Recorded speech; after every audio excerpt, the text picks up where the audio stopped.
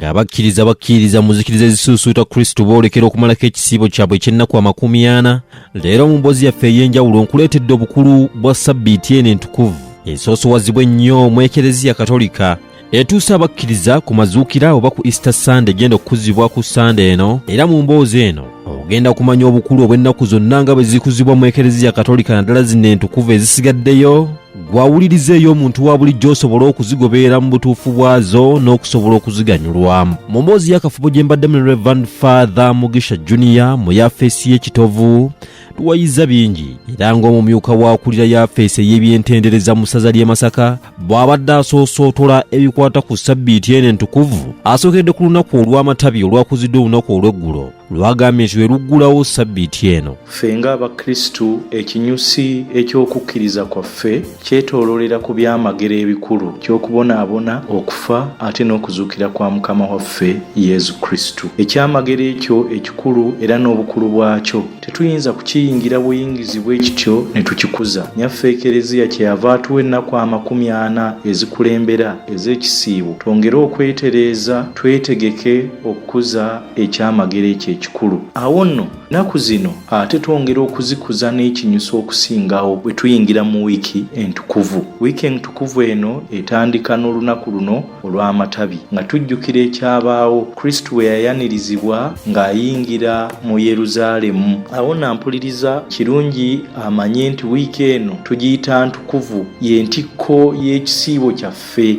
Ampuliriza mu nnaku zino ezisigaddeyo mubaamu olunaku olwa mmisa ey'omuzigo omutukuvu ogweyambisibwa mu kuwa amasakalamentu, era omukolo ogw'okutukuza omuzigo guno gukolebwa omwepisikoopi. Bw'abadde atubuulira obukulu bw'omuzigo guno agambye nti buli musaseredooti ku lunaku luno addamu okukuba ebirayiro mu maaso g'omwepisikoopi nti era essaza lino lirina engeri gye lyasalawo mu kkuza olunaku luno. Wano ku Lwokubiri mu ssaza lyaffe ery'e Masaka lwe tukuŋŋaana ku lutikko ekitovu nga twebunguludde omwepisikoopi n'atukuza omuzigo gwa Kirizima ate naawe omukisa omuzigo ogw'abalonde n'ogw'abalwadde. Omuzigo gukozesebwa mu mwaka gumu, kati omuzigo gwe tubadde tulina omwaka oguwedde gwonna tugenda kuguggyamu, tetugenda kuddamu gukozesa. Tufune omuzigo omujja ogugenda okutukuzibwa era n'okuweebwa omukisa kye tuyita emmisa ey'omuzigo ku Lwokubiri olutukuvu, era tuyinza okugamba nti lwe lunaku lwaffe ng'abasaaseredooti. Ekyo kyalikoleddwa oba Ekereziya alambika nti kyalibadde kikolebwa ku Lwokuna ku makya, kyokka mu masaza agamu bwe kiba nga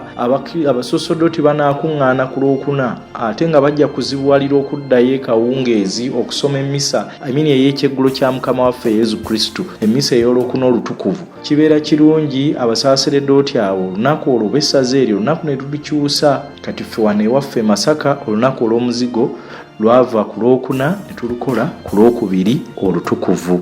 Amasaza amalala gakola ku Lwakusatu olutukuvu ate amalala gakola ku Lwakuna lwennyini.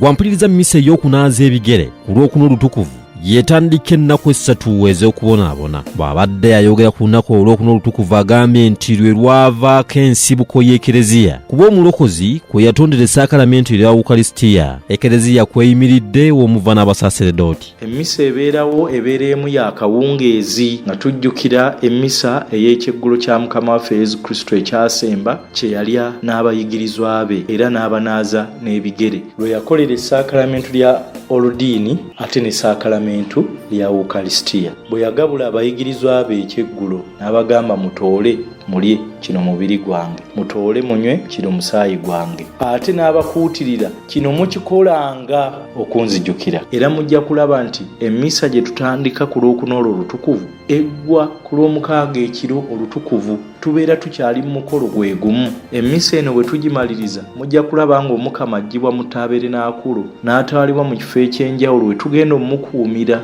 nga tujjukira Mukama waffe kye yayitamu mu nnimiro y'e Getesemaani, era tujja mukuuma mu bifo eby'enjawulo kugamba okutulaga nti tuli mu kadde akazibu. Era emmisa eyo temalirizibwa na mukisa. Bwe tuba tumaliriza okusembera, Omukama ateekebwa ku altaali n'anyookezebwa n'aggyibwawo n'atwalibwa mu kifo we tukuumira. Tukuuma ekinene ennyo okutuuka ku ssaawa 6 ogw'ekiro.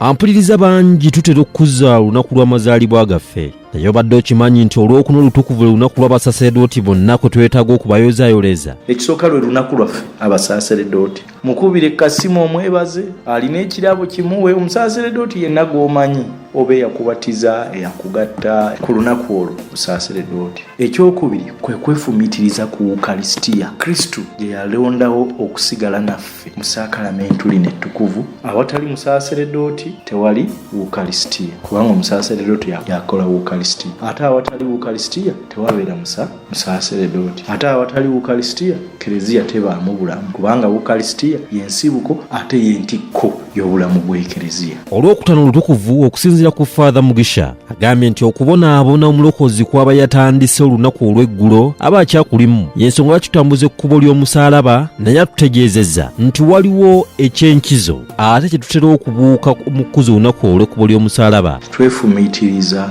ku kkubo Mukama waffe Yesu Kristo yakwata nga yeetisse omusaalaba, ng'akubiddwa n'agwa wansi n'asitukawo ne yeetikka omusaalaba paka ku Kalivaaliyo, okwefumiitiriza ku bulumi obwo. Era nkubiriza abakristu bonna okwetaba mu kutambuza ekkubo ery'omusaalaba. Kyokka ekisinga obukulu kwe kwetaba mu mukolo ogw'essaawa 9 ogw'okugulumiza omusaalaba. Kristo kwe yasalira ensi n'agisala ku muguwa. Ekibi ekisikire kyali kyatumalawo, naye omusaayi gw'ono ogwayiika olw'okubeera ffe gwatuddiza ekitiibwa ekyo eky'okubeera abaana ba Katonda. Mu kuwayaamu naye Reverend Father Mugisha Junior agambye nti olw'omukaaga olutukuvu lunaku lwa nkizo nnyo, era ategeeza nti kyandibadde kirungi omukristu yenna okusoma emmisa ey'olw'omukaaga ekiro, olw'ensonga nti yeekomekkereza ekitambiro kya mmisa ekiba kyatandika ku lunaku olwokuna mu kubonaabona. Ne bw'oba onaasoma enkeera doesn't matter, naye omukolo gw'ekiro abayinza bonna bagwetabemu, kubanga ekyo kyekiro ekitukuvu, ekiro Mukama mwe yatununulira. Kaakati enjawulo, emmisa ebeera mpanvuko ye, emmisa ebeera n'amasomo mangiko ye. Lwaki?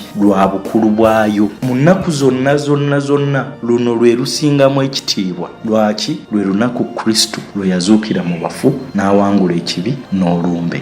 Mpuliriza okuva ku lunaku olwokuna okutuuka ku lunaku olw'omukaaga, ennaku ez'essatu ziyitibwa Easter Triduum.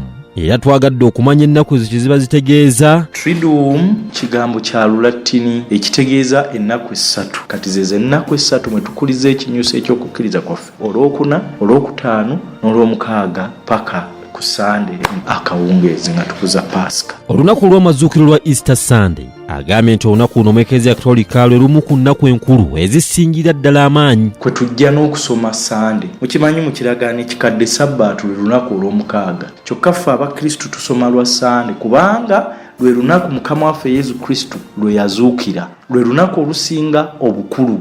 Nze Sebufu Matiya ku lwa Radio Buddu.